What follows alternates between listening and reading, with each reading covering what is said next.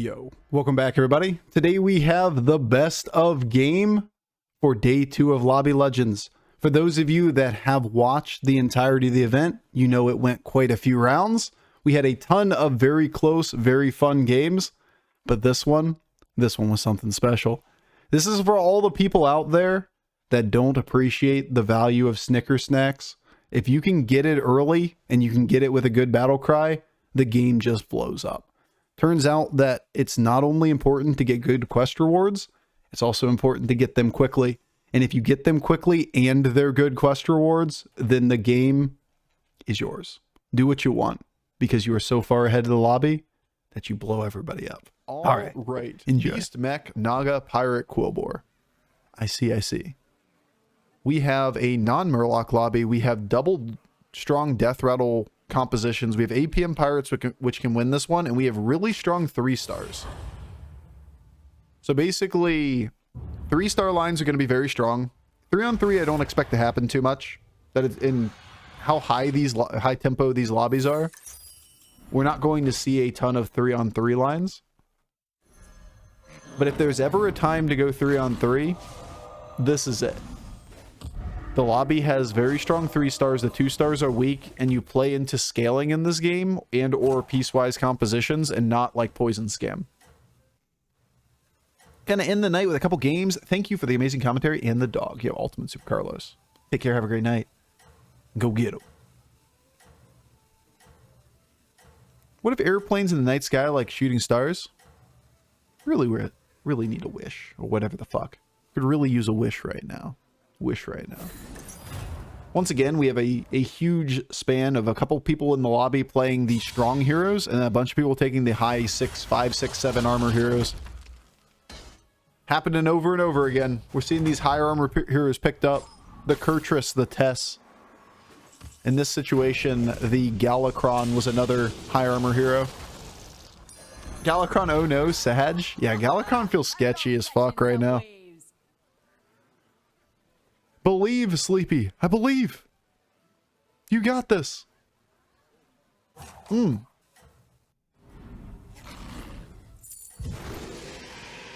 Bofur in half an hour, I'll move to the pastel-colored cocktails made from unpronounceable ingredients at a fancy Chinese bar. That sounds wonderful, actually. Can I come? Would you have picked Gallywix instead of Panda? I don't know. No idea. I wasn't looking at that specifically at the time.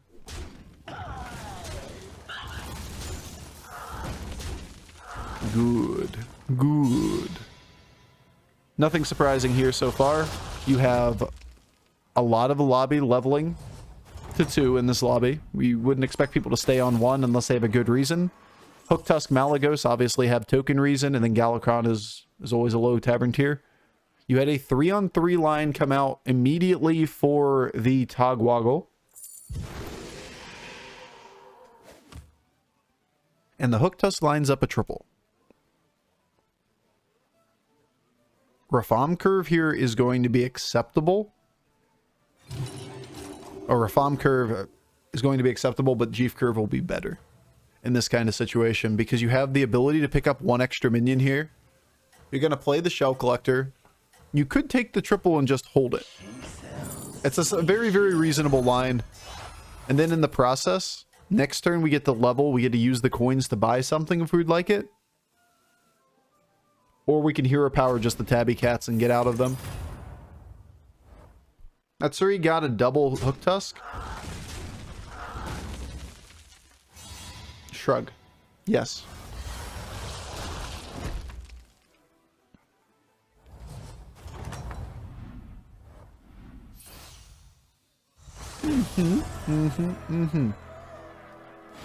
Well, Unlikely Duo is super easy to do, and Snicker Snack is actually nasty here with the Golden Shell Collector. That is a ton of gold. Like, he snap picked that. He barely even considered the other options.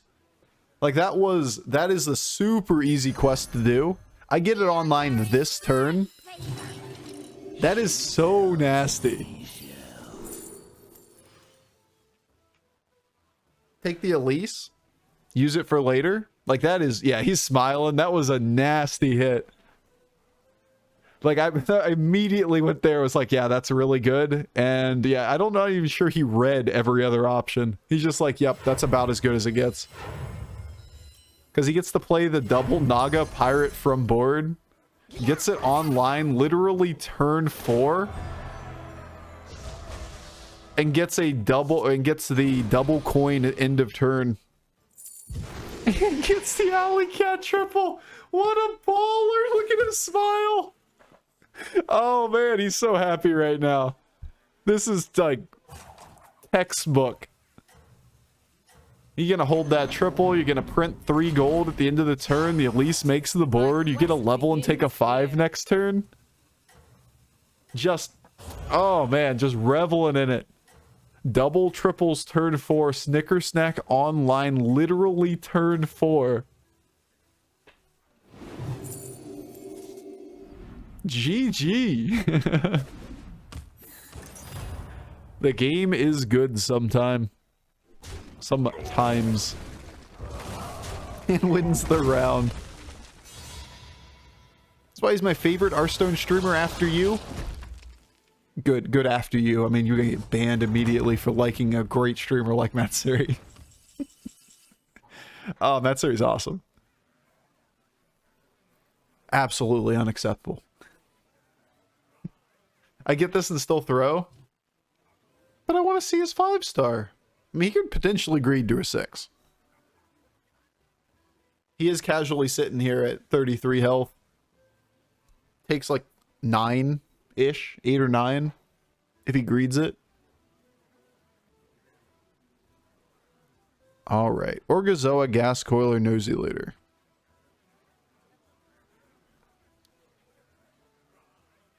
What if Matsuri's playing with English language cards, or on a stream he plays in Chinese? I imagine it's Japanese, right? Regardless, it's a spectator that we're seeing the point of view of, so it doesn't really matter what language they play in. It'll default to the English spectator for us.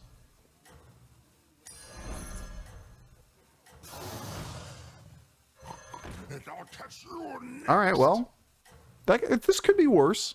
You have a pair. You get the level with tempo. You got a gas coiler. There are absolutely worse hits here. The blood gem is moving on its own. There's a spooky blood gem in the middle of the screen. Ooh, blood gem. Alright, he takes a triple. Matsuri did take a triple into 5. Ooh, blood gem. Alright. Wait, somebody took pilfered lamps. Did you see that shit? They cursored over it. Who has pilfered lamps? I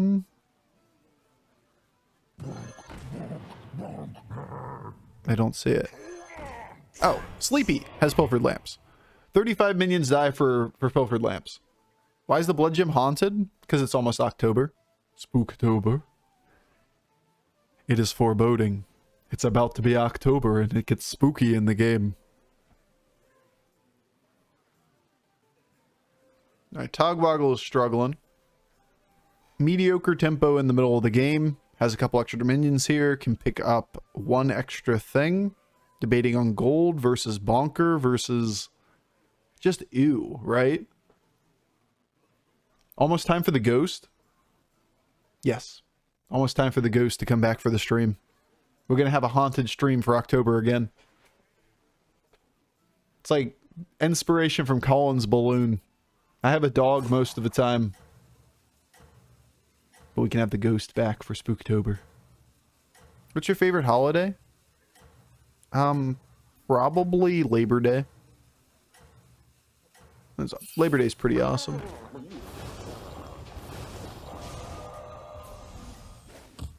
Unfreezes 1, unfreezes 2. Doesn't want them. And here we have Hoff's forehead. True. It is quite apparent here. Excuse me. pretty good hits. You're not going to win this round, but you have the ability to trim down damage. Only takes 8. 9. He's on 5. Dude, Matsuri's on the moon. There's no going back from there. 26 health. All the gold in the world. Might go to 6 this turn. Oh my god, he gets the other triple! It's so much! Why can't we watch the high roller, bro? Anima Bribe considering taking the pirate. Questioning what he wants to do here. You don't have the ability to take a blood gem. You have the ability to push your hero power button too. We don't really know what he played against last turn. How the first games go? They've been entertaining. Matsuri and Beater Babbitt are first and second at the moment. Put some pretty nice games together. Electing to go to 4 instead of doing the first Anima Bribe dance. Basically saying I need to be able to get better stats on the board. These stats aren't good enough. We don't have enough utility here. Picking up the pirate is nice. Because at the very least you can make it a 6-7. And most of the time you're going to be able to scale with it for a little bit. Nice take for Tess with Anima Bribe. Question just becomes, can you find enough stats to actually be relevant mid-game? Yo, Smimmy! Smimmy with the 9 months. Julia with the 5 months as well. Did say pet the damn dog. Got that one before, but did not say thank you, Julia. The Galakron obviously had the opening hit on the gas coiler. Has elected to now level to the moon. Da Twitch baby. Da Twitchy. Da Vinky. Da Twitchy. One of the silliest things that I follow on Twitter. Da Vinky. No! Not Khadgar. Buddy quest. Oh, Mega Buster's pretty nasty here. Buys you a little bit of time. Maybe not. Maybe yes. Maybe. Should kill off the Bristleback Knight too. Can get everything except for the big one, the Meckrel. Unfortunately, didn't get the pup bot either, but that was going to be pretty tough. The Twitchy. Alright. So, pretty reasonable here. Considering that it had to be some pretty crazy Khadgar shenanigans that would get you the win here. Pilfered Lamps is online now. And you get to smile as you take your second 6-star. You're at 26 health. The Togwaggle just zeroes out immediately. Ah, Togwaggle. Hell of a drug. Pilfered Lamps and a gorgeous hit on Eliza here.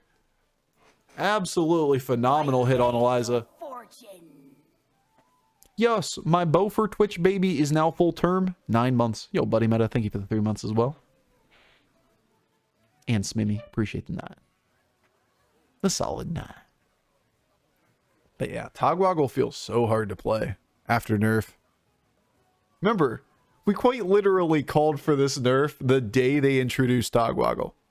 Well, like, that has to be 10 gold, not 9 gold. And suddenly Togwaggle's shit. It shows you how much can swing from one little change to a hero. Maybe my nerf calls were bad. Do we over nerf Wogtoggle? Maybe. It's a lot of blood gem value. Gets the reset, gets Gem Splitter, and then gets the Agamagon.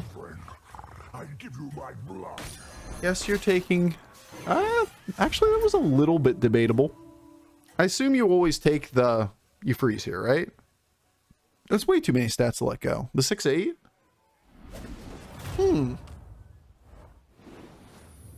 Crazy.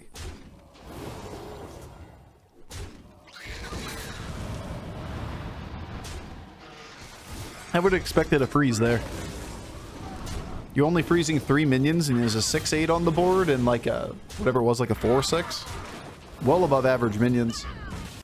Now you are looking for a magnetic or something to make the deflecto stronger. Maybe your read is that you are too weak in the mid game and you can't play toward max number of stats. You need to put utility immediately on the board. Because if you're not strong next turn, you're dead.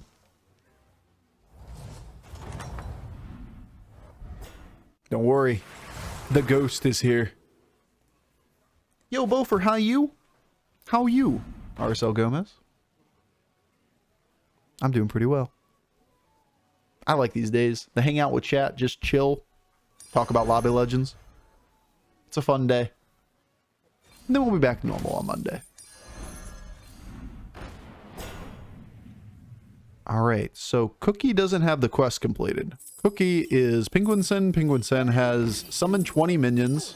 At the end of your turn, get 2 random pirates. So, like, super slow quest here. Now, this is a nice hit. Can get his quest done this turn.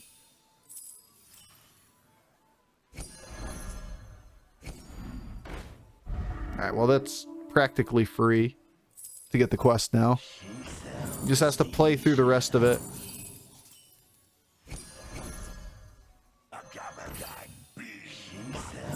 That's a lot of stats. Just kind of a nasty set of hits there. Yeah, you gotta be moving.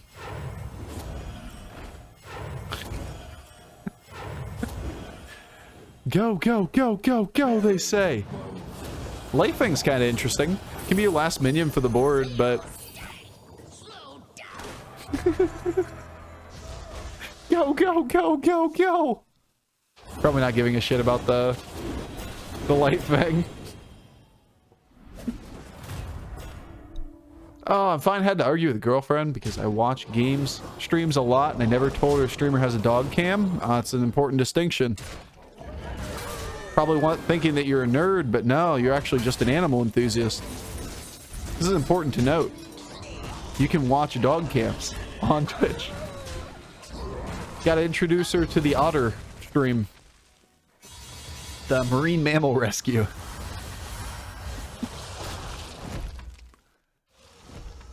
And wow, Mally took 30. Hook Tusk running away with the game. Not surprising. Look at that board. Look at that board. You remember the beginning of this game? Remember Snicker Snacks just giving you free gold, leveled straight to the moon, and now you just get to go murder. That's way too much. Now, to be fair, this becomes a question of, like, how do you close out the game on a board that is based entirely on stats? You could easily make an argument that the play is to just play for tempo at the moment, pick the cards up, and then play toward 1 or 2 big minions, and Manted is the way you win this lobby. You're looking for Necrolite, Manted, something like that. In the ultra long term. Elise pair? That seems awesome.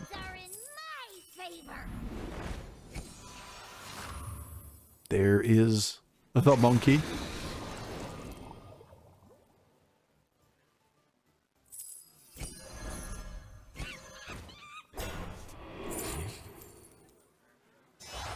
Alright. Slow down, Matsuri. Stop. Stop it, Matsuri. They're already dead. Oh. Money's still milking the money? Yeah, he only has 1 battleground on the board. He's just taking the extra 2 gold per turn. It's nasty. I don't hate picking up the cleave here. You could cycle the Uther, the little card, pick up the cleave and hold it. You just don't need... I mean, this is okay too. You just, like, you don't need to do it. What's the point of doing it early? You'd like to be able to get it in the long term, maybe, as a target for the Necrolite. But if you don't need it yet, don't freeze for it. And he doesn't want to commit or take away a pair or take away the Naga from the board.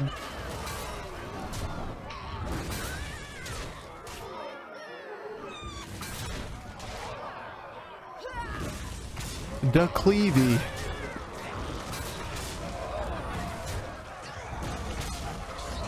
He's just still murdering everybody. Man's out for blood. He wants to speed up the game as much as possible. Because you don't really have a first place viable board if the game goes to like turn 20. What you really need is the game to be over on turn 15 or 16.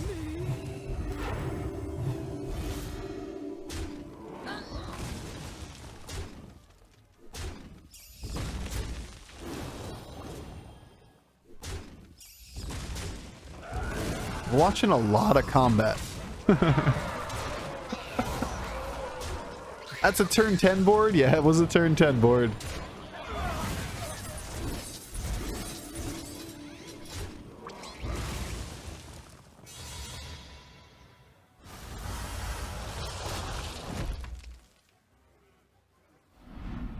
I'm eating my beard.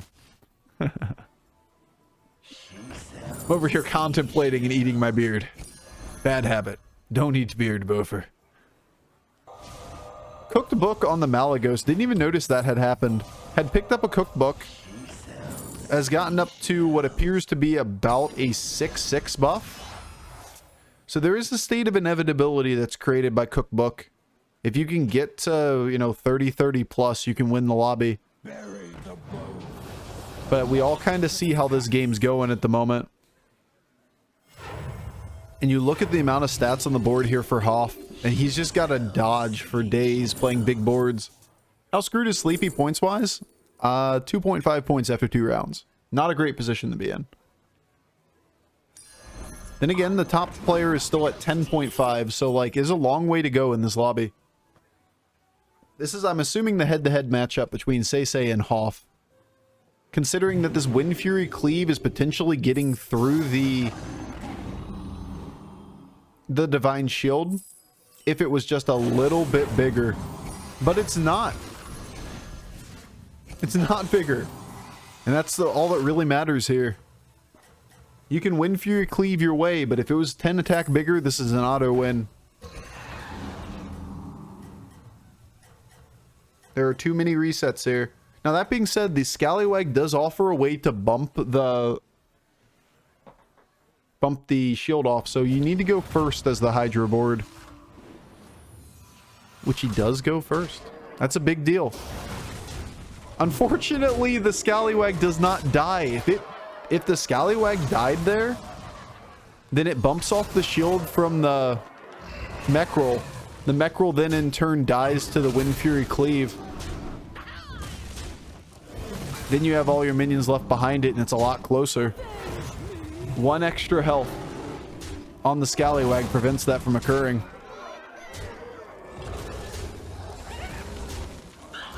Still gets there. It may not be clean.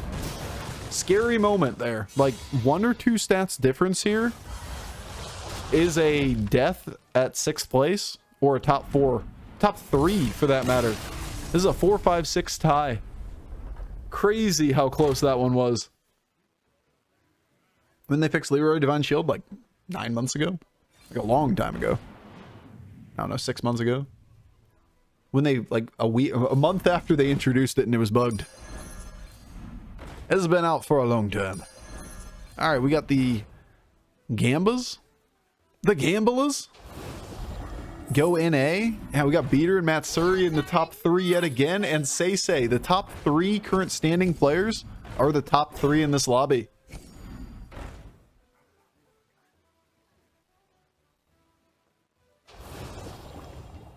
I feel like I saw it happen last Lobby Legends. It happened in the first Lobby Legends, which was like a week after they introduced the new stuff.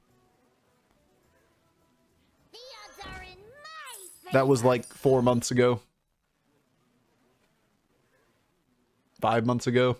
6 months ago, whatever it was. Uh-huh. Uh-huh. It's really nice having just all of the 6 stars, isn't it? It's pretty nice just having like infinite gold and you can just take whatever you want on 6 and you can consider that maybe I want this card. Maybe I want that card. I can do whatever I want. Oh, look. You see this silly board right here? This silly board only has like 20 health on every minion. Why didn't he just play 150 health like Matsuri did? Yeah, Hooktusk won the game on turn 4. It was practically over at that point. Like, that was such a nasty hit. Yeah, he's got to smile at that shit and you'd be like, alright, fair enough. Fair enough. I'll take my 3rd out of this game.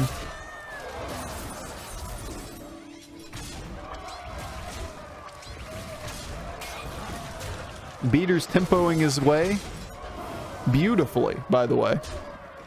A Daryl game and a Kurtrus game to take a really, really nice finish here, yet again. To be second or third in standings after 3 rounds. Alter Ego, yet again, on Kurtrus, basically saying, you know what? It may not be good at getting first, but these lobbies are really fast. It's the second time Beaters picked up Alter Ego. It's just such a bad play for first line, but it is really good if you just play tempo heroes and then slam stats on the board. I don't know. This is pretty close in this final two, you know, like this is, this one's probably a coin flip. I wonder who, the person that goes first probably wins this fight. Like 1 or 2 cards here that the panda gets, you know, it'll probably make a difference. Very close, very, very close here. Too bad Beater couldn't fight the panda. Couldn't fight Say here to figure out who deserves second place, because coin flippy, whoever fought the Hook Tusk in the mid game just got murdered. Alright, so Matsuri's going to be points leader after 3 rounds. It's going to be at 17.5 points, like crazy strong. And now we're going to have like the ability to put the lobby in check after 4 rounds. Pretty polar lobby. But the top 3 are running away with the points. That means if Matsuri gets a 5th, it's over? No, it means Matsuri would put the lobby in check if he gets above 20 points. And at that point, he has to get a first place in order to close out the game. The game always ends with a person that it has the lobby in check, or Lobby Legends always ends with a person having the lobby in check, and then they have to get a first place. Woo! He going all in! The dream! You gotta respect the dream. I'm not sure I would have put 380 attack on the same minion. I probably keep 2 big minions so you don't lose the poison. But it don't fucking matter. The Wind Fury 380 damage cleave. Close. Very close. He almost got there. And he went first too. Oh, what a bad analysis, Bofur. Damn, so close. Turn 14, lobby's over. Makes big thing smash.